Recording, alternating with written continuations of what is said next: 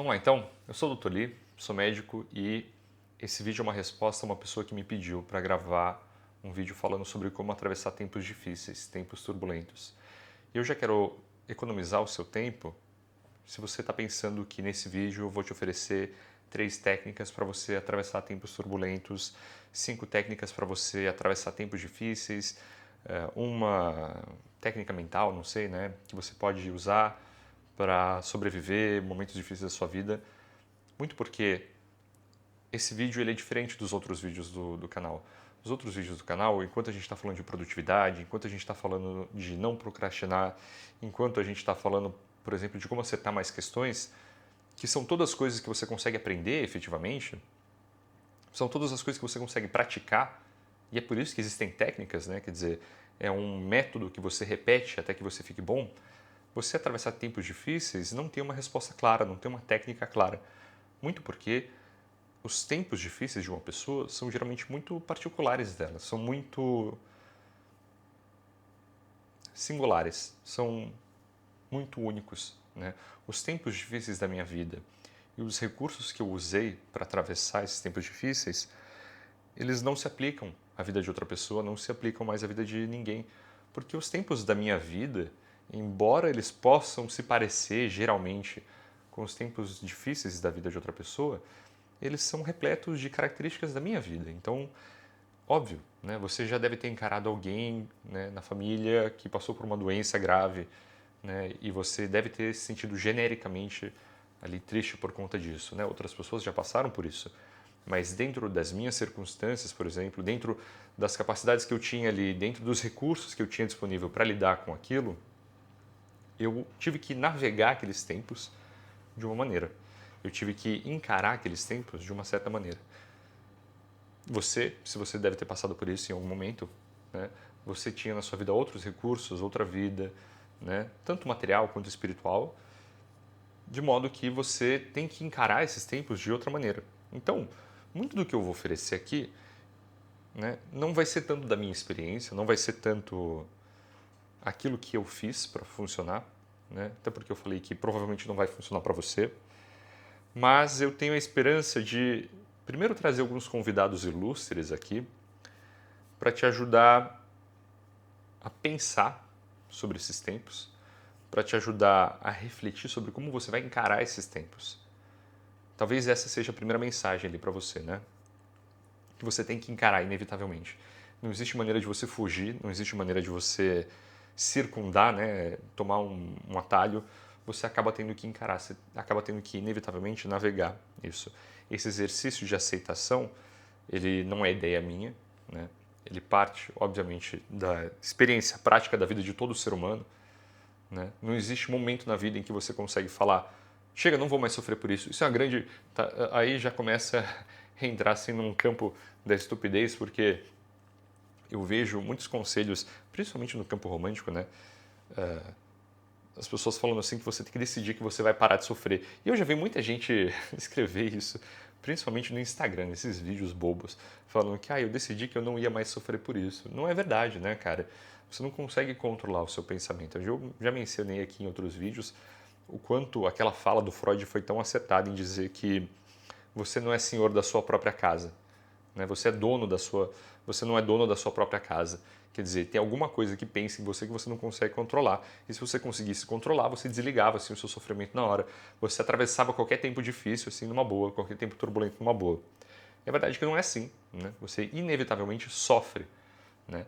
E esse exercício de aceitação não é ideia minha, né? Como eu estava falando antes de fazer essa digressão, é uma ideia antiga, muito antiga, né? É uma ideia antiga como o tempo, né? Tão antiga que todas as religiões, né, que nasceram não simultaneamente, mas nasceram em momentos diferentes da história, em pontos diferentes aí, né, do mundo, do globo, todas elas derivam essa mesma ideia. O sofrimento ele é inevitável. Não tem aquela frase boba que a gente escuta quando a gente é adolescente que a dor é obrigatória, mas o sofrimento é opcional. Eu não acho, eu acredito nisso nem um pouco. Né? O sofrimento ele é obrigatório também. Né? O sofrimento ele vem com praticamente a vida inteira. Né? A vida inteira você vai sofrer. Então o cristianismo fala isso, e aí Jesus, a resposta de Jesus é você carregar a sua cruz, é você aceitar o seu sofrimento, mesmo que o mundo seja injusto, mesmo que o mundo te crucifique injustamente, te acuse injustamente, você vai Sofrer, você vai carregar a sua cruz, você vai carregar o sofrimento, aceitar ele e tentar reduzir ele para as outras pessoas, né? O budismo também vai falar isso, né? A vida é sofrimento, você vai sofrer nessa vida, na próxima vida, quem sabe, você vai ser um pouco melhor. Por quê? Porque muitas coisas aconteceram no passado que você não sabe muito bem explicar bem porquê, como, né? Talvez foram outras vidas suas ainda, mas a real é que todo esse sofrimento cagado no mundo aí, de alguma maneira você tem uma parcela de culpa, então você vai sofrer, né? E aí, quem sabe, na próxima você se dá melhor, né? Você sofre menos. Repara que é um tema comum entre as religiões, né? Você pode pegar outras religiões aí, mas quase todas falam sobre a importância do sofrimento, né? Eu acho muito difícil, eu não conheço nenhuma religião que não fala sobre sofrimento, que não fala sobre a miséria da vida humana, né? E aí a resposta é quase sempre aceitar, porque você não tem alternativa além de aceitar. Você não tem alternativa além de você navegar esses tempos turbulentos, esses tempos difíceis, né? O que você precisa ter é coragem, o que você precisa ter é vontade, né, de encarar, né? Mas o primeiro exercício é aceitar. E se eu trouxe agora esse convidado ilustre, né, que é Jesus Cristo, e você não precisa ser cristão para apreciar a mensagem, né? Eu acho que você não precisa se converter, você não precisa acreditar no evangelho nem nada disso, nem é minha intenção aqui te catequizar, eu não tenho nada dessa intenção, né, com esses vídeos, vocês sabem disso. Embora eu propague a minha fé, a minha intenção aqui não é te catequizar, isso não é um canal para isso, né? Você não precisa acreditar, mas você pode tirar alguns minutos ali para apreciar a mensagem. E a mensagem das religiões, as mensagens espirituais, elas quase sempre tocam nesse ponto, né? Então, se eu trouxe Jesus Cristo, eu trouxe Buda, eu trouxe, né, o catolicismo dentro disso, eu trouxe religião, eu acho que a gente pode descer um pouco ali do espaço do divino e trazer um outro convidado ilustre, né? Mas que também dentro do panteão aí de grandes pensadores, ele tem o seu lugar justo e reservado, que é o Marco Aurélio, né? Você imagina um cara ser o imperador de Roma, né? Passar metade da vida dele, ou talvez a vida adulta inteira dele, lutando contra os bárbaros, né? Nos limites do Império Romano. E imagina só esse cara que é literalmente dono, vamos dizer assim, né? Do maior reino que a Terra já viu, literalmente o maior reino que a Terra já viu. Ele pode ter quem ele quiser, o dinheiro que ele quiser. Se ele diz assim, eu quero tanto dinheiro para mim, ele pode, né? Como muitos antepassados e sucessores dele fizeram. Se ele disser que eu quero comer tal pessoa, né? Imediatamente é feita a vontade dele. Se ele disser que quer ter uma festa, que ele quer fazer um festival, imediatamente as coisas acontecem. Você imagina esse cara, com esse tipo de poder, decide abrir mão disso e ir para a fronteira lutar, que era o que ele fazia. E enquanto ele está fazendo isso, embora ele tivesse o mundo inteiro conhecido, né, que naquela época era o Ocidente, tivesse tudo na palma da mão, ele decidisse continuar lutando na fronteira. Enquanto ele está lutando na fronteira, ele decide escrever os pensamentos dele em um diário particular, que ele deu ordem para assumir depois que ele morresse. E aí, por sorte, alguém teve juízo de guardar esse diário dele, que eram os pensamentos mais íntimos. Os pensamentos mais íntimos do imperador, do maior império que já existiu, que podia ter qualquer coisa, você tem a oportunidade de ler ele, né, nas meditações, que são as meditações de Marco Aurélio. E é onde ele vai argumentar, principalmente, que você tem que ter essa capacidade, primeiro, de aceitar, de não combater de frente, de você não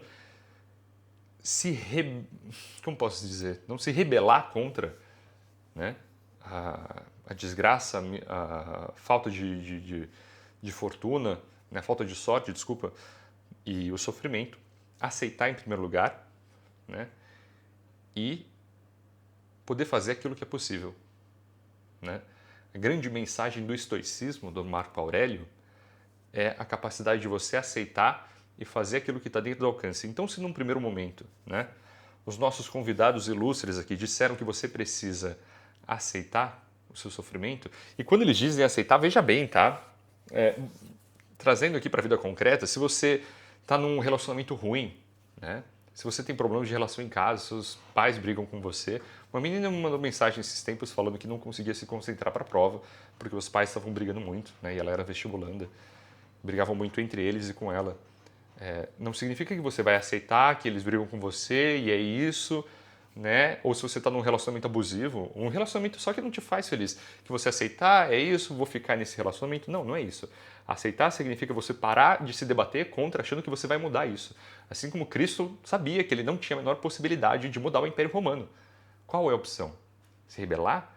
Né? Eu não sei se você sabe, mas historicamente falando, a crucificação, eu ia falar crucifixação, bom, é a mesma coisa. A crucificação era um tipo de punição reservado para os inimigos do império. Era o tipo de punição reservada para as pessoas que eram consideradas inimigas do Estado. Jesus era visto não só como um criminoso ali, né? Tanto que ele foi crucificado do lado de um criminoso, mas era um inimigo do Estado, alguém que colocava a segurança de Roma em risco, a autoridade de Roma em risco. É por isso que ele foi crucificado. O que ele vai fazer? Qual era a alternativa? Ele se rebelar? Né? Não tinha como. Você aceita, né? Aceita significa não é você, não, deixa quieto isso aqui. Não, ele vai seguir o caminho dele. Ele continuou fazendo aquilo que era dele, né? Da mesma maneira, Marco Aurélio aceita que ele não tem como outra coisa. A responsabilidade dele não é aquela de vou ficar ali em Roma vivendo, caralho, é nóis. A responsabilidade dele, e ele aceita que é isso, né? Que o papel que foi dado a ele pelo universo, que não tem o que ele fazer, é de ser imperador. Olha a humildade desse cara. O cara que podia ter tudo, quem ele quisesse, o que ele quisesse, na hora que ele quisesse, ele diz: eu aceito a responsabilidade de ser aquilo que eu sou agora e vou poder fazer o melhor, porque eu não tenho outra opção. Se a minha opção é ficar aqui e lutar, eu vou ficar aqui. E ele diz claramente no livro dele, né? Eu teria sido igualmente feliz se eu fosse um mendigo. Eu teria sido igualmente feliz se eu fosse qualquer outra coisa além de imperador. Por quê? Porque o que está importante é o que está dentro de mim, né? E o que eu preciso fazer agora, nesse momento, eu faço. Independente daquilo que está acontecendo em volta de mim, se eu mantiver minha paz interior, se eu tiver a minha concepção clara de quem eu sou, se eu tiver clareza daquilo que eu acredito, né, não existe impedimento para o meu caminho, né? O impedimento é o caminho, o impedimento se torna o caminho. Ele diz claramente, essas são as palavras que ele usa, inclusive, se eu não me engano, né? Quando você não tem um outro caminho, o impedimento do caminho é o caminho, né? O impedimento do caminho é o que avança o caminho. É um exercício claro de aceitação e é por isso que o estoicismo, não só do Marco Aurélio, né? Obviamente, mas a ideia geral do estoicismo como escola de filosofia é a de aceitação, né? É tanto considerada, né, a filosofia dos tempos difíceis. É a filosofia de você encarar os tempos difíceis, de você navegar, mas não é encarar, bater de frente, não é encarar, né, porque eu acho que isso é mal interpretado, sabe? Porque é uma mensagem tão forte, é uma mensagem tão dura, na verdade, mas que tem um apelo legal das redes sociais, né? Porque essa mensagem como posso dizer, da resiliência, né, estoica, ela parece ser uma mensagem motivacional pra caralho, né? E eu não quero que seja, sinceramente, eu espero que você não esteja vendo isso como uma mensagem motivacional. Eu espero que você esteja escutando isso falando, caralho, agora sim. Mas que você veja como eu te disse no começo do vídeo, o sofrimento, embora ele seja uma experiência universal, né? Cada pessoa vai ter ali o seu jeito de encarar, né? Mas que existe um jeito de você poder usar aquilo que está à disposição para você poder navegar isso com mais tranquilidade. Não tem outra opção além de navegar, não tem outra opção além de você viver isso, né? O que esses nossos convidados ilustres estão falando é isso. Não tem outra opção. Você tem que navegar isso com calma, com tranquilidade, né? É difícil, eles não falam que é fácil, eles falam que é puro sofrimento o tempo todo. O que os dois vão falar? O que Cristo fala? Aceita. O que Marco Aurélio fala?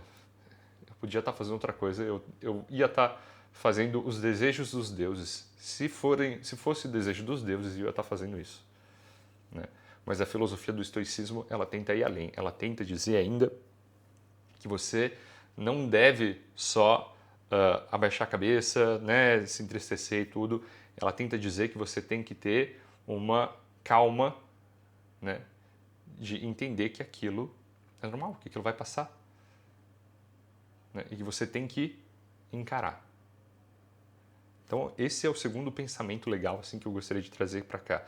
E depois disso eu ainda quero trazer para nossa vida prática, para não parecer só que eu estou, né, trazendo grandes ideias assim para a gente discutir. O último grande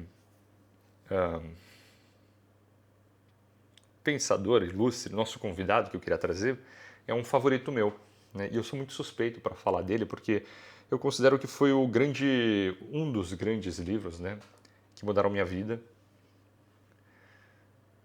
e que, de certa forma, ele se apoia, né, em outro convidado ilustre, que foi o Buda, que é um autor que se chama Hermann Hesse. Ele é um autor alemão do início do século XX. Ele sempre sonhou em ser escritor, mas os pais não queriam que ele fosse escritor. Eles tentaram fazer com que ele se formasse como padre, pastor, não deu muito certo. Ele continuou insistindo na ideia de ser escritor, foi para a Índia, né? E ele escreveu uma série de livros que mudaram a vida dele. Um deles que particularmente mudou a minha vida se chama Siddhartha. Faz parte de uma trilogia de livros, né, que não é uma trilogia oficial de maneira nenhuma. É uma trilogia que ela é colocada junta porque conta em diferentes faixas etárias como é que um personagem principal, que quase sempre, na verdade, é um reflexo do autor, do Hermann Hesse, lidou com esse sofrimento, com essa sensação de desencaixe do mundo, com essa sensação de não saber exatamente quem ele é, o que ele precisa fazer, para onde ele vai, como que eu vou navegar a vida. Existem 3 livros, né? O primeiro deles, a ordem que eu considero certa de você ler, é você ler um livro que se chama Damien, depois que vai contar a juventude, né? Depois você vai ler um que se chama Lobo da Estepe, que conta a vida adulta, né? O amadurecimento, e por último tem um que se chama Siddhartha, que é a iluminação final. São 3 histórias diferentes, são 3 livros diferentes, um não tem nada a ver com o outro, mas você consegue fazer uma leitura, tem uma narrativa clara ali, né, que passa os 3. E o que eu quero trazer para cá é o Siddhartha, né? E embora ele se apoie ali na história do Buda, né, ele tenta fazer, não uma releitura, mas ele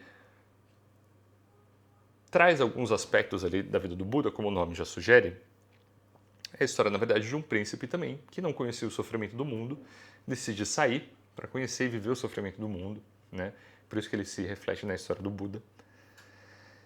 E eu não vou contar o final, obviamente, porque eu acho que é uma leitura muito enriquecedora, mas a conclusão que você pode imaginar que se chega é que você vai viver muito, você vai ter coisas boas e ruins, mas que no final das contas você passar por esse mar de sofrimento, e é um mar de sofrimento mesmo, te faz perceber como a vida ela é boa. Então é aquele conselho batido, óbvio, mas o óbvio geralmente ele é esquecido e é por isso que ele precisa ser dito de formas diferentes e criativas e bonitas, como é dito nesse livro.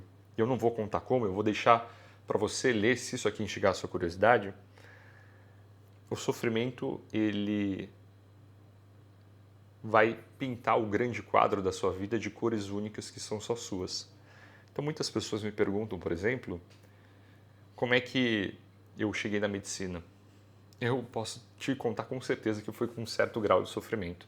Depois de ter passado do jornalismo para a engenharia, aconteceram muitas coisas da minha vida que me trouxeram para a medicina. Posso contar uma versão curta, que eu já contei algumas vezes. A versão longa, ela com certeza é um quadro pintado com cores que não são cores que eu gostaria de ter visto na minha vida, mas elas apareceram. Vou fazer o quê? Isso vale para qualquer outra coisa.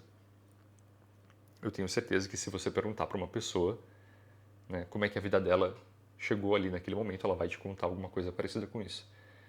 Ela vai te mostrar um quadro da vida dela, pintada com cores que ela gostaria de não ter usado, mas que apareceram na vida. Só que o todo do quadro é um quadro muito bonito. É um quadro que, se você olhar bem, é um quadro único, que ele é só seu. É o quadro da sua vida, né? E que, por ser o seu quadro, você tem que abraçar ele, né, e dar o seu melhor para poder fazer a melhor obra que você pode. Porque você só tem essa. Você, no final das contas, é um grande artista que está pintando o quadro da sua vida. Todas as experiências que você está vivendo nada mais são do que cores que você está ganhando da vida, que você vai ter que saber usar para pintar o seu quadro. E aí você vai poder usar essas experiências, para derivar coisas positivas, né? E para mim criar esses vídeos, para mim criar esse canal, trazer essas conversas para vocês, foi uma das maneiras com a qual eu encontrei, foi uma das maneiras que eu encontrei, né, de usar essas experiências que eu derivei, usar esses pensamentos que eu derivei dessas experiências para pintar um quadro mais bonito com a cor que eu recebi. Isso serve para você também. Eu não sei quais são os tempos difíceis que você está passando. Eu não sei que dificuldade que você está passando. Eu sei que primeiro você precisa aceitar, né? Eu sei que não tem opção além de você navegar isso com tranquilidade, né? E com coragem, e entender que não importa onde você estivesse, que se você fosse um imperador ou um escravo, ia dar na mesma, né? Você ia ter que encarar o que a vida te deu, porque é assim que os deuses querem. E eu sei que essa singularidade, né, daquilo que está te acontecendo agora tem a chance de você conseguir criar um quadro bonito, né, que é o quadro da sua vida. Você tem a chance de pegar e extrair o melhor dessas experiências agora para fazer sua vida ser mais bonita, mais rica, né, mais temperada. Vou contar uma coisa muito particular aqui, né, já que vocês me perguntam tanto como caralhos eu fui parar dentro da medicina. Um dos pontos chaves que me fez virar para dentro da medicina foi que um primo meu, um primo muito próximo com quem eu cresci, ele era uma pessoa extremamente inteligente, mas literalmente gênio, tá? Do tipo de passar nos primeiros lugares do vestibular quando ele estava no segundo, terceiro colegial. Ele estava na minha casa há um tempo e eu lembro de perguntar para ele, o nome dele era Rafael, né? Eu lembro de perguntar para ele, Rafa, olha, eu estou pensando em fazer medicina, eu estou pensando em largar a engenharia, estou pensando em largar o trabalho e fazer medicina. O que você acha dessa ideia? Ele já tinha feito medicina, por acaso ele largou. Ele largou e foi fazer outra coisa. Para vocês verem que olha o que as pessoas espertas fazem. Ele largou e ele me disse assim, cara, eu acho que você devia fazer, porque se você ficar planejando demais e ficar achando que tudo vai estar sob seu controle, as coisas vão sair exatamente do jeito que você quer, você tá fudido, você vai se decepcionar, né? Mas essa é a parte bonita da vida. Ele falou isso para mim. Essa é a parte bonita da vida. Imagina só se tudo que você quer acontece, tudo sai dentro do seu controle, tudo é do jeito que você quer. E ele, como grande ateu, né, respondeu assim: se Deus existe, ele deve ser um cara muito entediado, porque é tudo da maneira que ele quer. Qual que é a graça da vida nisso? E aquilo foi uma das grandes sacadas assim que ele me deu, entre tantas outras, né, que me fez acreditar que a vida, com todas essas imprevisibilidades, ela pode trazer coisas muito boas. Se eu não tivesse ouvido o conselho dele, eu jamais teria crescido como pessoa, jamais teria experienciado tantas coisas bonitas e tristes também, como eu experienciei, tantas dificuldades, mas também não teria evoluído como ser humano, porque eu era uma pessoa deplorável, cara, eu era uma pessoa deplorável, né? E eu tento levar desse estoicismo, né, do Marco Aurélio, a oportunidade sempre de crescer como pessoa independente de onde eu tô. Por isso, vocês me veem tanto falando que eu não me importo tanto com o título de médico, que para mim podia ser outra coisa. Eu ia estar gravando os vídeos do mesmo jeito, né, que eu usei isso como um instrumento muito mais de crescimento do que de realização profissional, porque o dinheiro para mim é uma coisa passageira. Se você fizer bons negócios, tiver boas ideias, souber trabalhar bem, você ganha dinheiro. Mas a medicina para mim tinha outro tom. E essa foi uma das grandes lições que o Rafael me ensinou, antes dele ter perdido a vida em um acidente porque ele tinha transtornos psiquiátricos e ele acabou tirando a própria vida. Eu estou te contando essa história muito particular para você ver que mesmo a história do Rafael, que me levou para a medicina e que hoje é a minha vida, eu sou médico, né? Embora eu não tenha esse fascínio, eu não acho que a medicina é a grande paixão da minha vida de jeito nenhum, eu considero uma pequena mancha, né? Uma pequena não, né? Uma grande mancha aí. É uma memória que me entristece muito, mas que me trouxe aqui. Se eu não tivesse ouvido esse conselho dele, jamais seria aqui. E eu conto essa história porque eu acho que, embora seja uma mancha, ela é uma parte da minha história. É uma parte do quadro da minha vida que eu tento olhar para trás e às vezes eu me pergunto assim, será que eu podia ter feito alguma coisa diferente? Será que poderia ter feito alguma coisa diferente? Eu nunca chego numa resposta, sinceramente. Mas eu tendo a acreditar que as coisas aconteceram da maneira que tinham que ter acontecido e paciência. Né? A gente encarou da maneira que a gente conseguia encarar naquela época. E eu acredito que você tem que fazer o mesmo com os tempos difíceis. Você encara da maneira que você consegue encarar, com o que você tem, da maneira que você pode. E você atravessa isso no final e tenta extrair alguma coisa de bonito. Tenta dar um significado. Né? Você não precisa fazer medicina que nem eu fiz, obviamente. Mas você tem que encontrar um significado nisso depois. A vida é muito triste sem significado. Né? O significado é o que dá, na verdade, forças para a gente continuar. Inclusive, talvez se eu fosse trazer um outro convidado ilustre, aí seria o Viktor Frankl. Né?